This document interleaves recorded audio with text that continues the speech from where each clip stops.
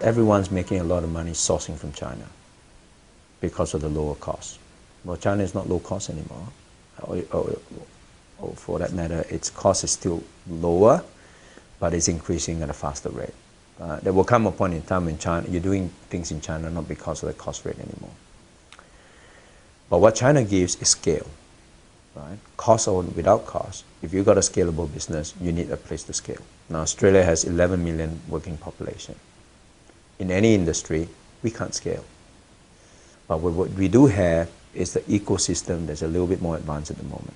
We've got a fantastic financial ecosystem, legal ecosystem, political ecosystem, education ecosystem, training, particularly vocational, and a sophisticated open market. All that put together means that whatever we decide to develop, the path to commercial success is quicker. So that gives us the right to innovate first versus the Chinese. So what we need to do is to focus on creating new ideas, new innovation, and surrender the production, including software, to another country where the cost is lower. Doesn't matter whether it's Vietnam or China or India or Africa for that matter. And as a small country, with 11 million population, with all that in place, we are one city in China. We should not be focused on fighting for the things just because we've been doing them before that we can't do now, but to imagine the things that we haven't yet thought of and spend the energy there. The transition from one point to the other is going to be painful for some. And that's where government and industry and businesses and individuals come together and take joint responsibility to say, let's work together to get to that point. Right? So for us, our battle is to stay ahead of the curve. And we can, and we should. Language, whilst it's important, can be easily overcome with a translator. And any cultural misalignment or lack of understanding could be overcome with a good advisor. But if there's one thing that I think would get people out of trouble or not into trouble, is don't make the same assumptions that you would make or bring the understanding of all the things that you've done in doing business with Western counterparts into China, thinking that I've done everything right, so therefore. In our society, more the Western society of doing business, you don't tend to just throw a banquet. You throw a banquet when things are getting close to cutting a deal. But in China, you start with a banquet first, and then you might not go anywhere after that.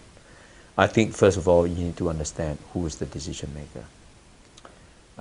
And in China, a little bit more complicated, because a lot of enterprises are still state-owned. So that means there's two parts to the equation. One is the people who manage the business, and the other one is the owner, being the party. So sometimes you don't get to see the owner, which means it's a bit of a problem. I think what you need to understand is truly get an insight on who the owner of the business is. And unless you get to meet with the owner, a bit of hit and miss.